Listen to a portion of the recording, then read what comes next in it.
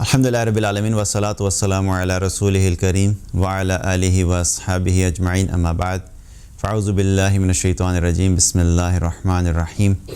رب اشرح لی صدری ویسر لی امری واحلل عقدۃ من لسانی یفقہوا قولی۔ آئیڈیل مسلم کے نام سے ہم نے جو سیریز سٹارٹ کی تھی، اسی سلسلے میں آج ہم ایک اور کریکٹرسٹک کے بارے میں بات کریں گے، کیونکہ اس سیریز کا مقصد یہ تھا کہ ہم نے ان اعمال اور ان صفات کے بارے میں بات کرنا شروع کی تھی جو کہ کسی بھی شخص کو، اگر وہ ایک آئیڈیل مسلم، ایک مثالی مسلمان بننا چاہتا ہے تو اس کو کیا کیا صفات اپنے اندر لے کر آنی چاہیے تاکہ وہ ایک مثالی مسلمان کے طور پہ زندگی گزار سکے۔ انہی صفات میں سے جو ایک مثالی مسلمان ہوتا ہے، اس کی ایک صفت یہ ہوتی ہے کہ وہ کثرت سے توبہ اور استغفار کرتا ہے۔ کثرت سے توبہ اور استغفار کرنا اس کی زندگی کا حصہ ہوتا ہے، اس کی زندگی کا معمول ہوتا ہے کہ وہ بہت زیادہ اللہ کے سامنے توبہ اور استغفار کرنے والا ہوتا ہے۔ اللہ تعالیٰ نے قرآن میں بہت ساری جگہوں پہ توبہ کا اور استغفار کا ذکر کیا۔ ایک جگہ پہ اللہ تعالیٰ نے فرمایا یا ایھا الذین آمنوا توبوا الی اللہ توبۃ نصوحا، اے ایمان والو تم اللہ کی بارگاہ میں خالص توبہ کرو۔ اور ایک اور جگہ اللہ تعالیٰ نے فرمایا وَأَنِ اسْتَغْفِرُوا رَبَّكُمْ ثُمَّ تُوبُوا إِلَيْهِ، اور تم اپنے رب کی بارگاہ میں استغفار کرو اور توبہ کرو۔ تو اللہ سبحانہ تعالیٰ نے قرآن میں توبہ کا بھی ذکر کیا اور استغفار کا بھی ذکر کیا، اور اکثر ہم یہ سمجھتے ہیں کہ توبہ استغفار جو ہے وہ ایک ہی چیز ہے، لیکن اگر دیکھا جائے تو توبہ کا معنی یہ ہوتا ہے کہ انسان کا اپنے رب کی طرف پلٹ کر جانا، کہ اگر کوئی گناہ کر رہا ہے تو اس گناہ کا چھوڑ دینا، اس گناہ والی زندگی کو چھوڑ دینا اور چھوڑ کے اپنے رب کی طرف لوٹنا۔ اور استغفار کا مطلب کیا ہوتا ہے کہ جو گناہ کر رہا ہے اس گناہ پہ اللہ سے مغفرت طلب کرنا کہ اللہ تو مجھے معاف کر دے۔ تو حقیقت میں یہ دونوں ایک دوسرے کے ساتھ لنکڈ ہیں، کیونکہ جو بھی گناہ کر رہا ہے انسان پہلے تو اس کی استغفار کرے گا، گناہ ہو گیا، گناہ کرنے پہ اب اللہ تعالیٰ سے معافی مانگے کہ یا اللہ اس گناہ پہ مجھے معاف کر دے، اور پھر اس کے بعد توبہ ہوگی۔ توبہ کا مطلب یہ ہے کہ آئندہ کبھی نہ کرنے کا پکا ارادہ ہوگا، اس گناہ کو چھوڑ بھی دے گا اور آئندہ کبھی نہ کرنے کا پکا ارادہ ہوگا۔ تو یہ آپس میں انٹر لنک بھی ہیں۔ تو بہرحال ایمان والے کے زندگی میں اور اس کے معمولات میں سے ایک یہ بھی ہوتا ہے کہ وہ کثرت سے توبہ اور استغفار کرتے ہیں۔ توبہ اور استغفار کی ضرورت کیوں پڑتی ہے ہمیں؟ کیونکہ یہاں پہ اگر آیات میں دیکھیں تو اللہ سبحانہ تعالیٰ کن سے مخاطب ہے؟ یا ایھا الذین آمنوا توبوا الی اللہ توبۃ نصوحا۔ اللہ تعالیٰ نے یہ نہیں کہا کہ اے لوگو جو فاسق ہو، جو گناہگار ہو، یا مشرکین یا منافقین، ایمان والوں سے اللہ کہہ رہا ہے کہ تم توبہ کرو۔ مطلب بتانے کا کیا ہے کہ انسان اپنی زندگی میں چاہے جتنا مرضی نیک اور صالح انسان والی زندگی گزار رہا ہو، اور ایمان کے اعتبار سے وہ چاہے جس مرضی لیول کے اوپر ہو، ایسا ممکن نہیں ہے کہ اس کی زندگی میں کبھی کسی سٹیج پہ کوئی بھی گناہ اس سے نہ ہو۔ That's not possible. خاص طور پہ جس دور سے ہم گزر رہے ہیں، اس دور میں انسان اپنے آپ کو جتنا مرضی گناہوں سے بچانے کی کوشش کرے اور کرنی ہے، اس کے باوجود جس قسم کا ایکسپوئر اب ہمارے پاس ہے، جس طریقے سے اسپیشلی سیل فون اور اسمارٹ فونز کے آنے کے بعد سے جو ہر چیز انسانوں کے ہاتھوں میں کھلی ہوئی ہے، جب آپ باہر نکلتے ہیں تو باہر کا جو ماحول ہو چکا ہے، اور کسی بھی جگہ چلے جائیں، شاپنگ مالز میں آپ چلے جائیں، آپ کالجز کے اندر چلے جائیں، آپ یونیورسٹیز کے اندر چلے جائیں، آپ آفیسز کے اندر چلے جائیں، آپ کسی بھی پبلک پلیس میں چلے جائیں، جس دور سے ہم گزر رہے ہیں اس میں ہمیں ہر جگہ پہ کثرت سے گناہ ہی گناہ نظر آ رہا ہوتا ہے، اور اللہ کی نافرمانی زیادہ نظر آتی ہے اور اللہ کی فرمانبرداری والی جگہیں جو ہیں وہ ہمیں کم نظر آتی ہیں۔ تو نہ چاہتے ہوئے بھی، چاہے وہ ہوگا ایمان والا، لیکن اس سے کہیں نہ کہیں کوئی غلطی ہو جائے گی، تو اس غلطی کے لیے اللہ تعالیٰ کہہ رہا ہے کہ تم ہو تو ایمان والے، لیکن ایمان والے ہونے کے ساتھ ساتھ جب تم سے کوئی غلطی ہو جائے تو تم اس پہ قائم نہیں رہو، بلکہ کیا کرو، تم اللہ کی بارگاہ میں توبہ کرو۔ اور توبہ کرنا کیوں ضروری ہے ایمان والے کے لیے، ہمارے لیے اس میں فائدہ کیا ہے، اس کا مقصد کیا ہے؟ اللہ تعالیٰ نے ایک اور جگہ پہ قرآن میں فرمایا وَتُوبُوا إِلَى اللَّهِ جَمِيعًا أَيُّهَا الْمُؤْمِنُونَ لَعَلَّكُمْ تُفْلِحُونَ، کہ اے تمام ایمان والوں، تم اللہ کی بارگاہ میں توبہ کرو، اور کیوں توبہ کرو؟ لَعَلَّكُمْ تُفْلِحُونَ، تاکہ تم کامیاب ہو سکو۔ اب توبہ کا کامیابی کے ساتھ کیا لنک ہے؟ ہمارے نزدیک تو کامیابی چونکہ ایک ڈیفرنٹ کانسیپٹ ہے کامیابی کا، ہم جب بھی کسی سے بات کرتے ہیں نا کہ بھئی یہ بڑا کامیاب انسان ہے، تو فوراً ہمارے دل اور دماغ میں اس کا جو نقشہ آتا ہے وہ کیا آتا ہے کہ اس کے پاس اس کی جاب بڑی اچھی ہوگی، اس کی سیلری بڑی اچھی ہوگی، اس کی گاڑی بڑی زبردست ہوگی، یہ کسی بہت بڑے ولا میں رہتا ہوگا، یہ کسی بڑی ہی زبردست آرگنائزیشن میں جاب کرتا ہوگا، اس کا بزنس بہت اعلیٰ ہوگا، اس کے پاس جو ہے وہ اس کے جو ایسٹس ہیں اور ریل اسٹیٹ ہیں اس کے پاس بہت زیادہ ہوں گی۔ تو وہ جو کانسیپٹ فوراً فلاح کا آتا ہے، کامیابی کا آتا ہے، وہ دنیا کے اعتبار سے آتا ہے۔ اور اللہ سبحانہ تعالیٰ یہاں پہ کیا فرما رہا ہے؟ تم توبہ کرو تاکہ تم کامیاب ہو سکو۔ تو بھئی توبہ کرنے کی وجہ سے تو کوئی ڈاکٹر نہیں بن جاتا، توبہ کرنے کی وجہ سے اچانک سے کسی کا بڑا بزنس نہیں چل پڑتا۔ تو توبہ کا فلاح سے کیا تعلق ہے؟ یاد رکھیے کہ جب بھی کامیابی اور ناکامی کا ذکر ہم لوگ کرتے ہیں تو ہمارے نزدیک کامیابی اور ناکامی دنیا کی میٹیریلسٹک اپروچ کے اعتبار سے ہوتی ہے، انہی چیزوں کے اعتبار سے، مال، شہرت، خوبصورتی، گھر،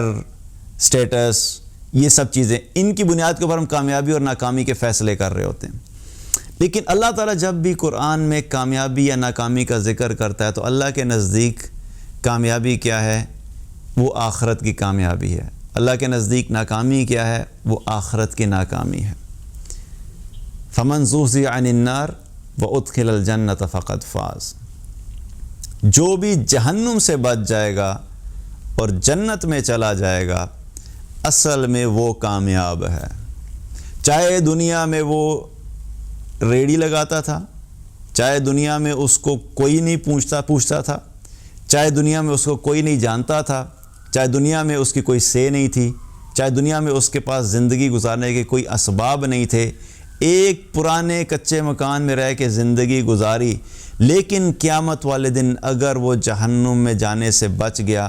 اور جنت میں چلا گیا تو وہ ساری دنیا کے بڑے بڑے سو کالڈ ملینئرز اور بلینئرز، اگر وہ اللہ کے نافرمان تھے اور نافرمانی کی وجہ سے جہنم میں چلے گئے، تو یہ ایک شخص جو جنت میں چلا جائے گا ان تمام لوگوں کی نسبت کامیاب ہو جائے گا۔ تو کامیابی اور ناکامی کا ہمیں ہمیشہ کانسیپٹ کلیئر رکھنا چاہیے۔ تو یہاں پہ اللہ سبحانہ تعالیٰ کیا فرما رہا ہے کہ اے ایمان والو، تم توبہ کرو تاکہ تم کامیاب ہو جاؤ، تاکہ تم آخرت میں کامیاب ہو جاؤ، تاکہ تم جہنم سے بچ جاؤ، تاکہ تم جنت میں چلے جاؤ، تاکہ تم آخرت کے عذاب سے بچ جاؤ، تاکہ تمہیں اللہ کی رضا نصیب ہو۔ یہ سب کامیابی ہے۔ تو توبہ کرنے کا مقصد کیا ہے کہ تاکہ ہم آخرت میں کامیاب ہو جائیں، اور مقصد اس سے کیا ہے کہ کامیابی اسی وقت ہی ملے گی جب اللہ ہم سے راضی ہوگا، جب اللہ ہم سے راضی ہوگا، اور اللہ ہم سے اس وقت راضی ہوگا جب ہماری زندگی اللہ کے احکامات کے مطابق گزرے گی، اللہ تبھی راضی ہوگا۔ اور جب انسان گناہ کرتا ہے تو گناہ کرنے کی وجہ سے کیا ہوتا ہے کہ اللہ ناراض ہو جاتا ہے، اور جب اللہ ناراض ہو جاتا ہے تو پھر اس شخص کو کامیابی نہیں مل سکتی۔ تو تو یہ ساری چیزیں اس طرح لنکڈ ہیں. تو اللہ کی رضا وہ لازمی ہے، اور اللہ کی رضا کبھی بھی اللہ کی نافرمانی میں نہیں ملے گی، اور اگر کبھی اللہ کی نافرمانی ہو گئی ہے تو وہ اس کے لیے توبہ اور استغفار ہے. جب وہ ہم کریں گے تو ہم دوبارہ اللہ کی فرما برداری کی طرف چلے جائیں گے. اور توبہ اور استغفار کا مقصد ایسا ہی ہے کہ جیسے دنیا میں اگر شدید گرمی جب ہوتی ہے 40-45 ڈگریز ٹیمپریچر چل رہا ہوتا ہے، اور اگر آپ پاکستان میں رہ رہے ہیں جہاں پہ ہر جگہ پہ آپ کو سینٹرلائزڈ ایئر کنڈیشننگ نہیں بھی ملتی، اور سخت گرمی کا جب یہ دن ہوتے ہیں ہیومیڈیٹی لیول بھی بہت ہائی ہوتا ہے، تو انسان کو کیا ہوتا ہے، بہت زیادہ پسینہ آتا ہے. اور پسینہ آنے کی وجہ سے کیا ہوتا ہے کہ انسان اگر ایک دن میں کم از کم ایک دفعہ نہ نہائے تو اپنے آپ سے ہی انسان کو کیا ہوتی ہے، وحشت آنے شروع ہو جاتی ہے، ہاں، بے چینی شروع ہو جاتی ہے. حالانکہ اپنی ذات ہے، کوئی دوسرا نہیں ہے. کسی دوسرے سے اگر اسمیل آئے تو وہ زیادہ بری لگتی ہے، تو اپنی ذات تو ہے، لیکن اپنے آپ سے بھی وحشت آنے شروع ہوتی ہے کیونکہ میں پورا دن گزر گیا، میں نہایا نہیں ہوں. تو وہ جو گندگی ہوتی ہے، پسینہ ہو گیا، گرد و غبار ہو گیا، جو جسم کو گندا کر دیتا ہے، تو اس کی صفائی کے لیے کیا ہوتا ہے، ہم نہاتے ہیں، غسل کرتے ہیں تاکہ ہم صاف ہو جائیں. اور صاف ہونے کے بعد کیا ہوتا ہے، ایک فریش فیلنگ ہوتی ہے، انسان خود مطمئن فیل کرتا ہے، ایک سیٹسفائیڈ فیلنگ ہوتی ہے، انسان ریلیکسڈ ہوتا ہے. اسی طریقے سے جس طرح دنیا میں جسم پہ گندگی لگتی ہے یا جسم سے اسمیل آتی ہے، اس کو دور کرنے کے لیے نہانا اور غسل ایک طریقہ ہے. تو جو روح ہے، گناہوں سے انسان کی روح گندی ہو جاتی ہے، دل گندا ہو جاتا ہے، اس کے اندر بے چینی ہوتی ہے، اس میں ایک اس کی وجہ سے بے چینی شروع ہو جاتی ہے. تو جو روح کے گندے ہونے کی وجہ سے انسان کی زندگی میں بے چینی اور گندگی ہوتی ہے، اس کی صفائی کے لیے پھر اللہ تعالیٰ نے ہمیں ایک طریقہ دیا. وہ طریقہ کیا ہے کہ تم اللہ کی بارگاہ میں توبہ کرو. تو توبہ اور استغفار کرنے سے انسان کی روح پاک ہو جاتی ہے، انسان اطمینان والی زندگی گزارتا ہے، انسان جو ہے وہ ایک سیٹسفائیڈ قسم کا وے آف لائف اس کا ہو جاتا ہے. اس لیے اس کا مقصد ہمارے ذہن میں رہے کہ اس کی پاکی کرنا، روح کو پاک کرنا، اس کا تزکیہ کرتے رہنا، اس کے لیے استغفار اور توبہ بہت ضروری ہے. اور توبہ اور استغفار کرنے کی وجہ سے، توبہ اور استغفار کرنے کا جو حکم ہے وہ اللہ نے دیا. اور اگر ہم یہ سوچیں کہ اللہ کو اس کی کیا ضرورت ہے، اللہ کو تو کوئی ضرورت نہیں ہے، ہماری توبہ استغفار کرنے کی وجہ سے اللہ کو تو کوئی فائدہ نہیں ہے. اور دنیا میں کیا ہوتا ہے کہ اگر ہم دیکھیں تو ہمیں مختلف سچویشنز فیس ہوتی ہیں. ہم میں سے ہر انسان کی زندگی میں کچھ خاص چیزیں ہوتی ہیں، کچھ خاص آبجیکٹیوز ہوتے ہیں، یا کچھ خاص ایونٹس ہوتے ہیں جس کی وجہ سے انسان بڑا خوش ہوتا ہے، یا کوئی ہماری چیز حاصل کرنے کی ایک لگن ہوتی ہے کہ اگر یہ چیز مجھے مل گئی تو مجھے بڑی خوشی ہوگی، بڑا میں خوش ہو جاؤں گا. کسی انسان کو ڈاکٹر بننے کا شوق ہے تو وہ لمبا ٹائم لگاتا ہے، محنت کرتا ہے، اور جب اس کو ڈاکٹر کی ڈگری ملتی ہے تو بڑا خوش ہو جاتا ہے کیونکہ اس نے کچھ حاصل کیا، اس نے وہ حاصل کیا جس کو وہ حاصل کرنے کے لیے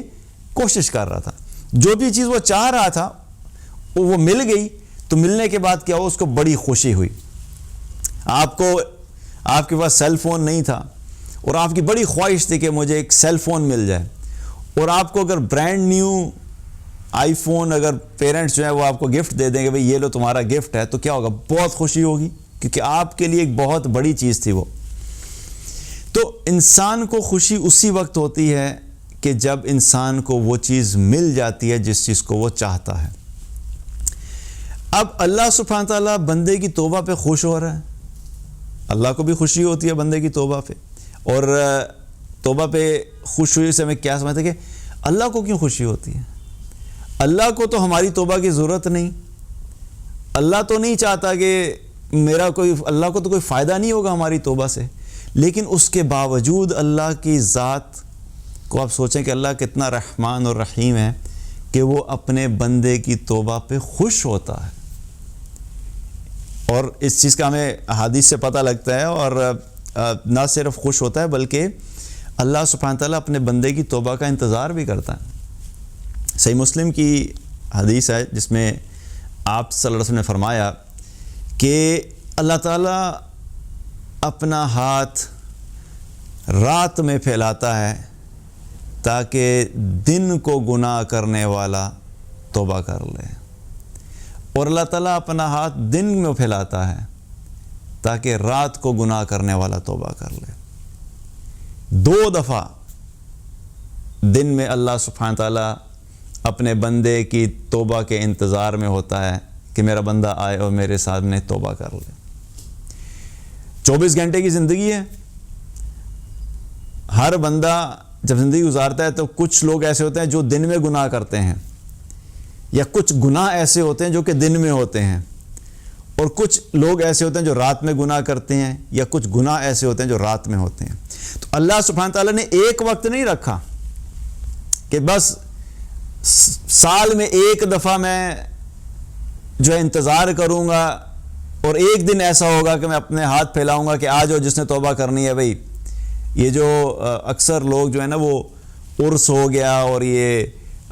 ہر سال کی ایکٹیویٹیز کچھ ارینج کرتے ہیں، تو وہ کیا ہوتا ہے، وہ ایک سال رکھتے ہیں نا کہ سال میں ایک دفعہ ہم کریں گے، وہ ایکٹیویٹی ہو رہی ہے۔ لیکن اللہ سبحانہ تعالیٰ کی ذات دیکھیں کہ اللہ تعالیٰ بندے کو اپنی توبہ کے لیے پورا سال انتظار نہیں کرا رہا کہ اے میرے بندے میں ایک سال میں سال کے ایک دن اپنے ہاتھ پھیلاؤں گا، تو واپس آ جا توبہ کر لے، کیونکہ واللہ عالم ایک سال تک موقع ہی نہ ملے توبہ کرنے کا۔ آج گناہ ہوا، انسان کو احساس ہو گیا کہ اب میں نے توبہ کرنی ہے، لیکن احساس ہونے کے باوجود اب وہ انتظار میں بیٹھا رہے اور اس بے چینی میں رہے کہ کب وہ وقت آئے گا میں اللہ کی بارگاہ میں توبہ کروں۔ تو اللہ کی رحمت دیکھیں کہ اللہ سبحانہ تعالیٰ نے ایک دفعہ نہیں بلکہ دن میں 2 دفعہ اللہ کہتا ہے کہ میں اپنے بندے کے لیے ہاتھ پھیلاتا ہوں کہ رات کو جس نے گناہ کیا وہ دن کو توبہ کر لے، میں اس کی توبہ قبول کر لوں گا۔ جس نے دن کو گناہ کیا ہے اسے لمبا انتظار کرنے کی ضرورت نہیں، رات کو آ جانا، رات کو میں اپنے بندے کی توبہ قبول کرنے کے لیے اپنے ہاتھ پھیلا دیتا ہوں۔ تو اللہ سبحانہ تعالیٰ نے توبہ کے راستے اور آسانی ہمارے لیے اس طرح رکھی کہ دن میں 2 دفعہ اللہ تعالیٰ ہماری توبہ کے لیے ہاتھ پھیلاتا ہے۔ اسی طریقے سے اللہ سبحانہ تعالیٰ کو اپنے بندے کی توبہ جو ہے اس پہ بڑا خوش ہوتا ہے، اس پہ بڑا خوش ہوتا ہے۔ صحیح مسلم کی روایت ہے، اس کا آپ کو میں مفہوم بتاتا ہوں۔ بڑی زبردست حدیث ہے جس میں آپ صلی اللہ علیہ وسلم نے ایک مثال کے ذریعے سے سمجھایا کہ اللہ سبحانہ تعالیٰ کو اپنے بندے کی توبہ پہ کتنی خوشی ہوتی ہے۔ اب جب خوشی کی ہم بات کرتے ہیں تو میں آپ سے اگر کہوں کہ اچھا آپ مجھے بتاؤ کہ آپ کو اپنی لائف میں سب سے زیادہ کس بات پہ خوشی ہوئی، تو آپ سوچیں گے کہ بھئی اچھا فلاں ایک ایسا وقت ہوا تھا اس وقت مجھے بڑی خوشی ہوئی تھی۔ اب میں آپ کو کہوں کہ اچھا مجھے بتاؤ کہ کتنی خوشی ہوئی تھی،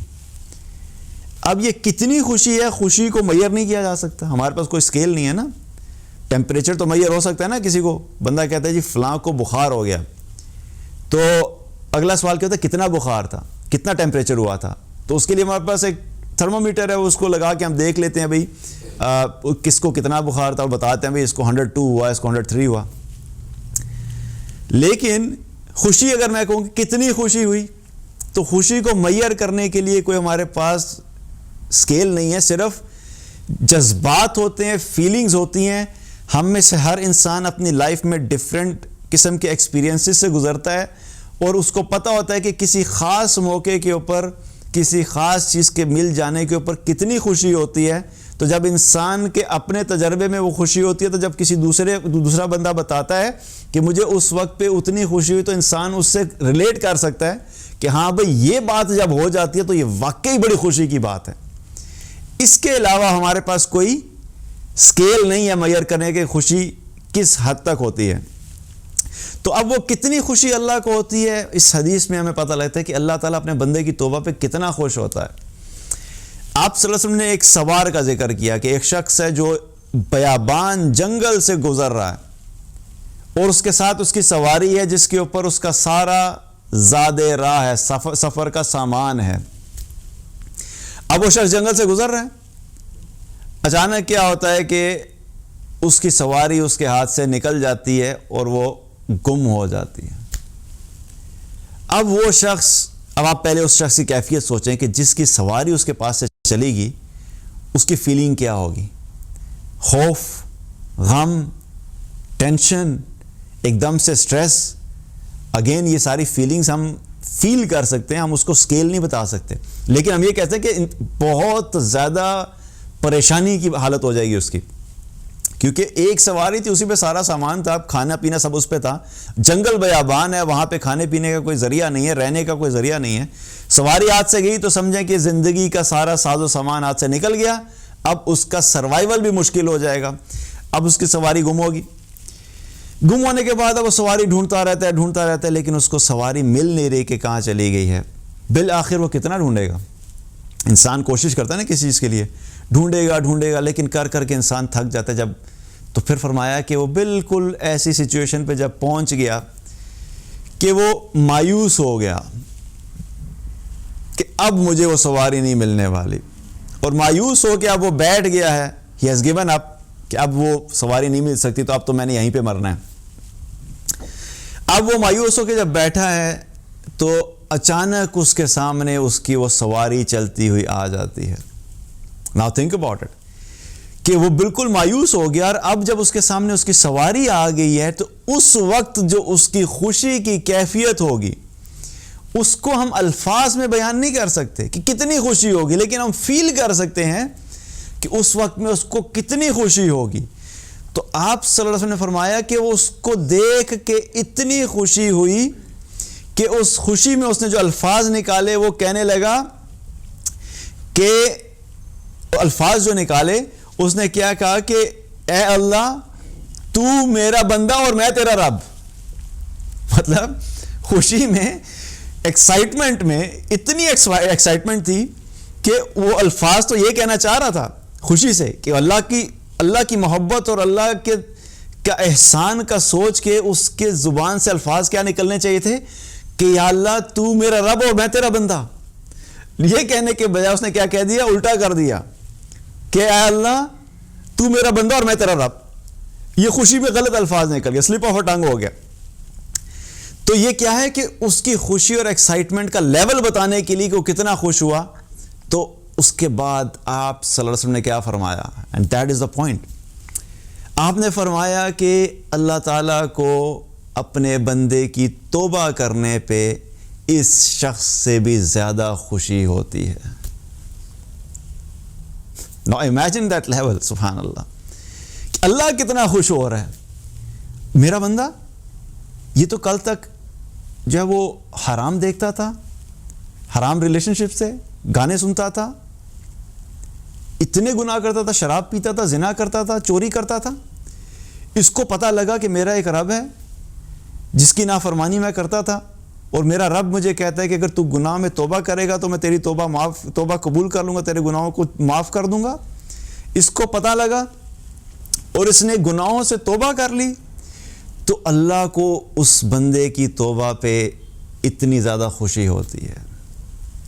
تو کیا پتہ لگتا ہے کہ اللہ سبحانہ تعالیٰ اپنے بندے کی نہ صرف توبہ قبول کرتا ہے بلکہ اپنے بندے کی توبہ کے انتظار میں ہوتا ہے، اور نہ صرف بندے کی توبہ کے انتظار میں ہوتا ہے بلکہ اپنے بندے کی توبہ کرنے پہ خوش ہوتا ہے، اور نہ صرف چھوٹی موٹی خوشی ہوتی ہے بلکہ بہت زیادہ خوش ہوتا ہے۔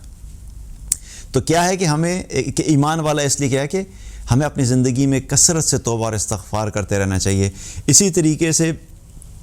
آپ صلی اللہ علیہ وسلم کا معمول بھی یہ تھا کہ آپ بھی کثرت سے اس توبہ اور استغفار کیا کرتے تھے۔ صحیح مسلم کی روایت ہے جس میں آپ صلی اللہ علیہ وسلم نے فرمایا کہ اے لوگو اللہ کی طرف توبہ کرو، میں بارگاہ الہی میں روزانہ 100 مرتبہ توبہ اور استغفار کرتا ہوں۔ اب یہاں پہ ایک دم سے سوال اٹھتا ہے کہ بھئی توبہ استغفار تو وہ شخص کرتا ہے جس نے کوئی غلطی کی، ہم نے شروع میں بات کی نا، توبہ کا مطلب یہ ہے کہ کوئی غلطی ہوئی، کوتاہی ہوئی، گناہ ہوا تو آپ نے توبہ کی تاکہ گناہ معاف ہو جائے، استغفار کی تاکہ گناہ معاف ہو جائے، اس گناہ کو چھوڑ دیا۔ لیکن اللہ کے رسول صلی اللہ علیہ وسلم دن میں 100 مرتبہ توبہ اور استغفار کر رہے ہیں، اور اس کے بارے میں پتہ لگتا ہے کہ ایک روایت میں آتا ہے کہ آپ صلی اللہ علیہ وسلم جو رات کو جو نماز پڑھا کرتے تھے تو اتنا لمبا قیام کیا کرتے تھے کہ آپ کی پنڈلیاں جو ہیں وہ سوج جایا کرتی تھیں، آپ جو ہے وہ اللہ کی بارگاہ میں جو ہے وہ رویا کرتے تھے اور استغفار کیا کرتے تھے. تو ایک دفعہ عائشہ رضی اللہ عنہا نے پوچھ لیا کہ اللہ کے رسول صلی اللہ علیہ وسلم آپ کے تو اللہ تعالیٰ نے اگلی پچھلی ساری خطائیں معاف کی ہوئی ہیں، تو آپ کیوں اتنی لمبی لمبی عبادت کرتے ہیں اور اللہ کی بارگاہ میں روتے ہیں؟ تو آپ نے فرمایا کہ عائشہ کیا میں اللہ کا شکر گزار بندہ نہ بنوں؟ تو یہاں سے ہمیں کیا پتہ لگتا ہے کہ آپ صلی اللہ علیہ وسلم کی تو اگلی پچھلی ساری خطائیں جو ہیں وہ معاف ہیں، لیکن اس کے باوجود آپ صلی اللہ علیہ وسلم کیا فرما رہے ہیں کہ میں اللہ کی بارگاہ میں روزانہ 100 مرتبہ استغفار کرتا ہوں. مقصد کیا ہے بتانے کا؟ ہمیں وہ راستہ سکھا رہے ہیں کہ ہمیں اپنی زندگی میں کیا کرنا چاہیے کہ روزانہ کثرت سے اللہ کی بارگاہ میں استغفار کرنا چاہیے اور توبہ کرنی چاہیے، تاکہ ہماری زندگی کا یہ معمول ہو. کیونکہ ہمیں نہیں پتہ کہ ابھی میں نے آج جو دن گزارا ہے، بلکہ ہمیں اکثر پتہ بھی ہوتا ہے کہ آج کے دن میں مجھ سے کیا غلطیاں ہوئی ہیں، لیکن کچھ ایسی غلطیاں ہوتی ہیں جو انسان کو پتہ ہی نہیں ہوتا کہ اس سے غلطی ہوئی ہے، لیکن اس سے غلطی ہو جاتی ہے. تو جانے میں انجانے میں، شعوری طور پہ یا لاشعوری طور پہ جو بھی غلطی ہوئی، تو اس کا طریقہ کیا ہے کہ روزانہ کثرت سے استغفار کرتے رہیں، تاکہ اللہ سبحانہ تعالیٰ اس ساتھ ساتھ ہمارے جو گناہ ہیں وہ ساتھ ساتھ دھلتے رہیں اور ہماری صفائی ہوتی رہے. اور کثرت سے ایک تو توبہ ہے، اور کثرت سے استغفار پڑھنا وہ بھی کیا ہے کہ وہ بھی ہمیں اپنی زبان سے ادا کرتے رہنا چاہیے. کثرت سے استغفار کرنے والے کے بارے میں بھی آپ صلی اللہ علیہ وسلم نے کیا فرمایا کہ خوشخبری ہے اس شخص کے لیے کہ جس کے نامہ اعمال میں کثرت سے استغفار پایا گیا. خوشخبری ہے ایسے شخص کے لیے. It's not a small thing, یہ چھوٹی بات نہیں ہے کہ اللہ کے رسول صلی اللہ علیہ وسلم کی طرف سے یہ خوشخبری آ رہی ہے کہ جس شخص کے نامہ اعمال میں کثرت سے استغفار پایا گیا، یعنی وہ بہت زیادہ اللہ سے توبہ کرتا رہتا تھا، استغفار کرتا رہتا تھا. اب ایک تو ہے یہ الفاظ، زبان سے بھی استغفار کرنا،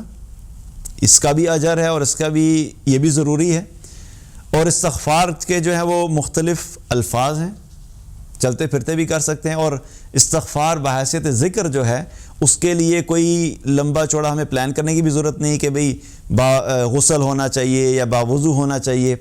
ہم چلتے پھرتے کیا ہے وہ استغفار کر سکتے ہیں. اور سب سے جو مختصر استغفار ہے وہ کیا ہے؟ استغفر اللہ. اتنا تو ہم سبھی کر سکتے ہیں. اور ایک خاص استغفار ہے، خاص کلمات ہیں جن کے بارے میں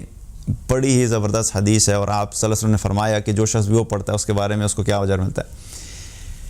ابو داؤد اور ترمذی کی روایت ہے کہ آپ صلی اللہ علیہ وسلم نے فرمایا کہ جو شخص بھی ان الفاظ سے استغفار کرتا ہے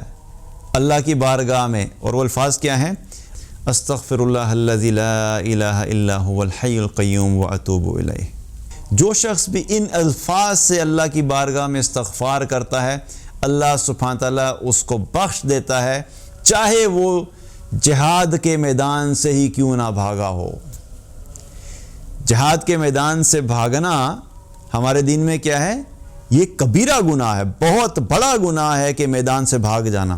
لیکن اگر کسی شخص نے اتنا بڑا گناہ کیا ہے تو اس کے باوجود بھی جب وہ ان کلمات سے استغفار کرے گا تو اللہ کے رسول صلی اللہ علیہ وسلم نے کیا فرمایا کہ اللہ تعالیٰ اس کو بخش دے گا. اور ایک روایت میں آتا ہے کہ اس دعا کو 3 دفعہ پڑھے. تو 3 دفعہ پڑھ لینی چاہیے اور سوچ کے پڑھ لینی چاہیے، گناہ کا سوچ کے پڑھ لینی چاہیے، تاکہ اس گناہ کی جو ہے وہ اللہ تعالیٰ اس گناہ کو معاف کر دے. تو جہاں پہ اتنے بڑے گناہ کی معافی ہے تو باقی جو ہمارے گناہ ہیں اس کے مقابلے میں تو کئی دفعہ بہت چھوٹے ہوتے ہیں، اس کے مقابلے میں چھوٹے ہوتے ہیں. لیکن پھر بھی کیا ہے، ہمیں کثرت سے ان الفاظ کو جو ہے وہ یاد کر لینا چاہیے اور ان الفاظ کو کثرت سے پڑھتے رہنا چاہیے. ایک تو یہ ہے کہ کثرت سے استغفار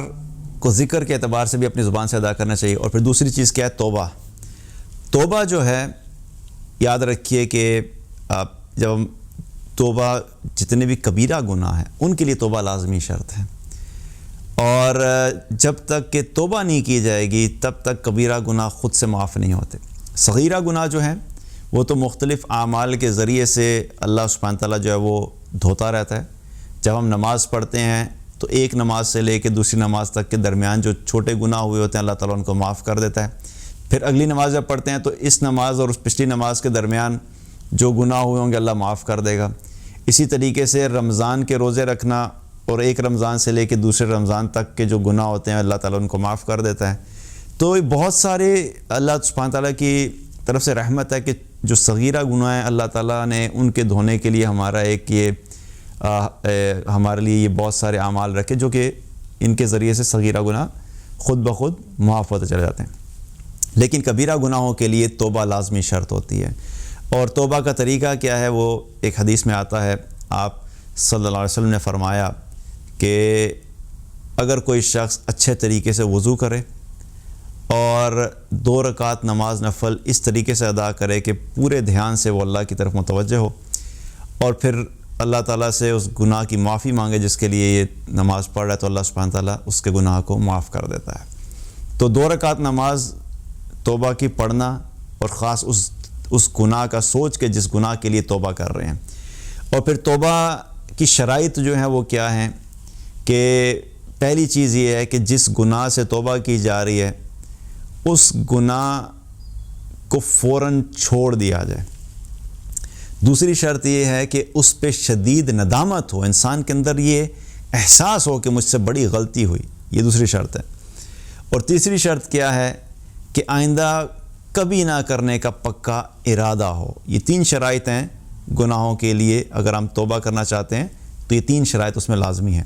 اور چوتھی شرط جو ہے پھر وہ حقوق العباد سے متعلق ہے کہ اگر گناہ ایسا ہے جس کا تعلق کسی انسان کے حقوق سے تھا، مثال کے طور پہ کسی کے پیسے لیے تو پیسے واپس نہیں کیے، تو اب بعد میں خیال آیا کہ مجھ سے بڑی غلطی ہوگی، تو اس گناہ پہ توبہ بھی کرے گا، اور توبہ کرنے کے ساتھ ساتھ جس شخص کا مال غصب کیا تھا اس شخص کو اس کا مال بھی واپس لوٹائے گا۔ تو حقوق العباد کے معاملے میں بندے کا حق ادا کرنا وہ بھی لازمی شرط ہے۔ تو یہ شرائط اگر ہم سامنے رکھیں تو ان شرائط کے ساتھ جب ہم توبہ کریں گے تو اللہ سبحانہ تعالیٰ ہماری توبہ کو قبول فرماتا ہے۔ تو مقصد بتانے کا کیا ہے کہ بحیثیت مسلمان اگر ہم آئیڈیل مسلم بننا چاہتے ہیں تو ہمیں اس کو اپنی زندگی کا حصہ بنانا چاہیے۔ روزانہ میں یہ سمجھتا ہوں کہ ہمیں ایک روٹین بنانا چاہیے کہ ہم ہر روز 2 رکعت توبہ کے پڑھ لینے چاہیے، تاکہ انسان ساتھ ساتھ جو ہے وہ گناہ معاف ہوتے رہیں۔ اور اگر روزانہ نہیں پڑھ سکتے تو اتنا تو ہم کر ہی سکتے ہیں کہ ہفتے میں 1 دفعہ پڑھ لیں، جمعے کے دن پڑھ لیں۔ جمعے کا دن کو خاص نہیں میں بتانا چاہ رہا، صرف آسانی کے لیے بتا رہا ہوں، کسی بھی دن آپ ہفتے میں 1 دفعہ پڑھ لیں کہ کم از کم جو اس پورے ہفتے میں ہوئے ان کے ان گناہوں کی تو توبہ اللہ سے کر لیں۔